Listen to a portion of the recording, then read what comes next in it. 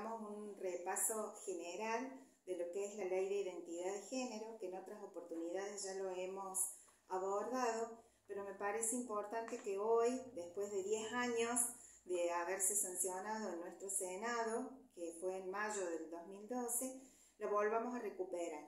La charla solamente va a hacer referencia a lo que es el contenido de la ley y ustedes después lo van a completar con todo el contenido de nuestro carisma, con la programación que ustedes hayan realizado para el abordaje de estos temas y especialmente con alguna sugerencia, con alguna intervención del Departamento de Orientación Escolar. Bueno, esta ley, como les decía, fue sancionada en mayo del 2012, fue aprobada por mayoría en el Senado con 55 votos afirmativos, con ningún voto negativo y solamente con una abstención, es decir, hubo mayoría absoluta. En esta ley se garantiza el acceso a los tratamientos de salud a toda persona que requiera modificar su cuerpo de acuerdo con el género autopercibido, es decir, cómo se autopercibe. Esta ley de identidad de género te permite modificar el nombre, la imagen y el sexo registrado en los documentos y si uno se quiere operar, la obra social o el hospital público cubre la intervención quirúrgica y los tratamientos. Para hacer un abordaje más dinámico, me pareció importante hacerlo a través de preguntas y respuestas. La primera pregunta que podemos hacernos es ¿qué es la identidad de género? Bueno, la identidad de género es la percepción que uno tiene de sí mismo, más allá si al nacer fue notado como hombre o como mujer. Otra pregunta, ¿qué derechos da la ley? Bueno, esta ley permite modificar tus datos personales en el registro. Podés cambiar el nombre, la imagen y el sexo registrado. También podés acceder a tratamientos hormonales e intervenciones quirúrgicas totales o parciales para adecuar tu cuerpo a esa identidad que elegiste. Y por último, como un aspecto así general, te permite desarrollar la personalidad de acuerdo con la identidad elegida. Todos estos son principios de la ley. Otra pregunta. ¿Puedo pedir que me cambien el nombre, el sexo y la foto en los documentos? Bueno, sí, yo lo habíamos adelantado al principio de la charla, que esto se puede pedir. La ley de identidad de género te permite modificar el nombre, la imagen y el sexo registrado en los documentos. Es un trámite gratuito que se realiza a través de la persona simplemente, no se necesita ni un gestor ni un abogado y el trámite se hace en el registro civil. Tiene como dos requisitos básicos, es decir, como la base para el inicio de esta tramitación, que es presentar un escrito pidiendo los cambios en la partida de nacimiento y en el nuevo DNI, porque esos son los dos documentos en los que va a quedar registrado este cambio, e indicar el nombre en esa nota que elegiste para que te inscriban. Siempre hay que recordar que el número de DNI no es lo que se modifica, solamente el nombre y la imagen que aparece en el DNI. Otra pregunta importante. Si no cambié el nombre en el DNI, igual, ¿puedo pedir que me llamen por el nombre que elegí? Sí. Siempre la persona tiene que ser nombrada por el nombre que eligió, aunque el DNI diga otra cosa totalmente diferente. Otra pregunta. Una vez hecho el cambio en la documentación, ¿otras personas pueden conocer los datos anteriores? Bueno, esto no se tiene que dar si se da cumplimiento a la ley tal como lo establece, porque todo el trámite es confidencial. Una pregunta muy importante, especialmente para los adultos, es decir, con esa historia personal que viene desarrollando, ¿qué pasa cuando se produce este cambio? Y la pregunta es, ¿qué pasa con la antigüedad en el trabajo, con el derecho a una herencia o si saqué un crédito con el nombre anterior? Muy importante esto, porque hace también al patrimonio de la persona, ¿no es cierto? Bueno, hay que tener presente que todos los derechos y las obligaciones se mantienen, porque el número de DNI, como habíamos dicho antes, siempre es el mismo. Otra pregunta. Para pedir que modifiquen mis datos en la documentación, ¿es necesario que me opere, realice terapias hormonales o tratamientos médicos o psicológicos? Es decir, ¿es una condición sine qua non para pedir el cambio que ya haya una modificación en todos estos aspectos que veníamos hablando? Bueno, la respuesta es no, y tampoco es necesario tener modificados los datos en la documentación para operarse o recibir tratamientos hormonales, que ya vamos a ver a partir de qué edad se pueden realizar. Hay una pregunta que es importantísima sobre si hay un listado fijo de operaciones que esta ley avala. La pregunta es, ¿hay un listado fijo de las operaciones que puedo hacerme? No hay un listado fijo, es decir, la ley no concibe un listado detallado, exhaustivo, sino que estas operaciones se van a ir adaptando de acuerdo a las necesidades que van surgiendo. Las más habituales son algunas que podemos nombrar en este momento, pero como les dije, no es un listado taxativo. Lo voy a leer.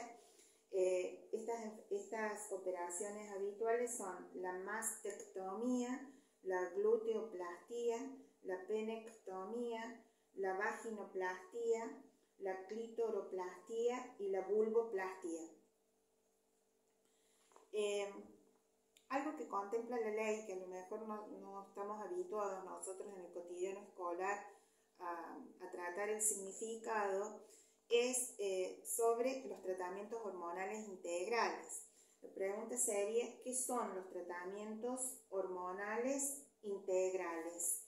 Bueno, estos tratamientos hormonales integrales sirven o se utilizan para modificar los caracteres secundarios que provienen de las glándulas sexuales con las que cada uno nació. Estos tratamientos también buscan adaptar la imagen al género percibido, es decir, en un primer momento nosotros hablamos que podés cambiar la foto, el nombre en el DNI, es decir, todo este tratamiento hormonal integral que modifica estos caracteres secundarios de las glándulas sexuales, hacen a esta modificación, es decir, adaptar esta imagen. Otra pregunta importante con respecto al costo de todo esto es, ¿me cubre la obra social? Sí, las obras sociales te cubren tanto las prepagas y los hospitales públicos, porque esta ley hace formar parte de todo este cambio al plan médico obligatorio. El plan médico obligatorio es lo básico que te dan las obras sociales y la asistencia médica. Hagamos referencia a algo más conocido, por ejemplo la leche en polvo que toman los niñitos cuando nacen, eso forma parte del plan médico obligatorio. Todos estos cambios, todas estas operaciones, todo este tratamiento para modificar los caracteres secundarios, como dijimos recién, de las glándulas sexuales, los tratamientos hormonales integrales, son parte de este plan médico obligatorio, son reconocidos por el plan médico obligatorio en todo el territorio de la República Argentina. Pregunta muy importante. Ahora es sobre la edad. Recién habíamos anticipado de que hay que tener una edad, los 18 años. ¿Y qué pasa que si sos menor de edad, si tenés esta decisión? Bueno, para poder operarse se necesita ser mayor de edad, es decir, tener 18 años. Y si sos menor de edad, necesitas una autorización judicial, no solamente la autorización de tus padres, sino una autorización judicial. Sí hace falta la autorización de los padres cuando la persona quiere hacerse un tratamiento hormonal integral, esto que hablábamos antes. No hay una edad fija para estos tratamientos hormonales integrales. Depende del grado de madurez, que puede ser valorado si hay una oposición de por medio, para su comienzo y ejecución. pero para hacer tratamiento hormonal integral no hay una edad fija. Y ahora viene un tema muy importante sobre los bloqueadores hormonales. ¿Desde cuándo se pueden usar bloqueadores hormonales? A partir de los 10 años establece la ley que se puede utilizar, pero con autorización de los padres. Es decir, un niño, para nosotros, de la edad primaria, con autorización de los padres, puede utilizar bloqueadores hormonales.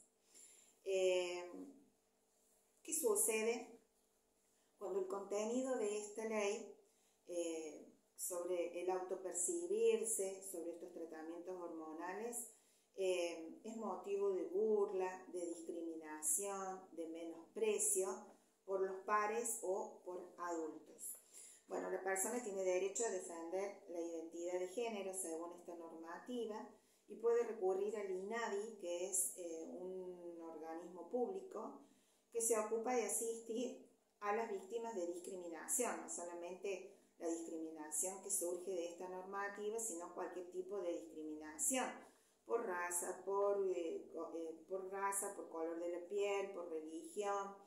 Y este INADI tiene una línea gratuita que es un 0800 y que puede ser utilizado por cualquier persona. Una sugerencia de aplicación para esta normativa en el curso con los estudiantes o con charlas con los papás es tener la normativa impresa para ir marcando, subrayando, compartiendo inquietudes, compartiendo opiniones personales, para investigar, para también ahondar y profundizar algunos términos que están utilizados en la normativa, algunas palabras para determinar el alcance y especialmente contar también a su vez con algún sustento material de la Iglesia. Es decir, ¿cuál es la mirada de la Iglesia? Recordemos que Iglesia somos todos, somos los primeros evangelizadores, pero hay una postura, especialmente también en nuestro ideario, a partir de nuestro carisma, que es la caridad evangélica vigilante, y el concepto de persona, es decir, hay una mirada cristocéntrica, hay una fundamentación cristológica, hay una fundamentación antropocéntrica, en toda esta normativa, en todas estas posturas, que es necesario revisarlas, compartirlas, discutirlas, ponerlas a consideración. A pesar de que haya grupos o haya personas que no piensen lo mismo que nosotros. Hay que compartirla, hay que evidenciarla, hay que darla a conocer. Y para eso los invito a revisar la última partecita de nuestro ideario sobre el perfil de Escuela Católica Llanelina, que tenemos los educadores, en donde se plantea cuáles son las características de nuestra escuela a partir de la adhesión que tiene el colegio a los principios llanelinos, en donde se ofrece una educación personal, personalista y personalizante. Estos tres aspectos, que yo los nombro así muy en general, son como el hilo conductor de todas estas iniciativas que tenemos que propiciar en la escuela sobre la educación sexual integral y su difusión. Bueno, quedo a disposición de ustedes para cualquier consulta. Me gustaría también escuchar cómo las propuestas que están teniendo en el aula, conocer proyectos, programas. Los directivos ya me los están mostrando a partir de la planificación que ustedes presentan, pero quedo a disposición de ustedes para establecer un diálogo que seguramente va a ser enriquecedor para aprender unos de otros. Les dejo un abrazo grande, que estén muy bien.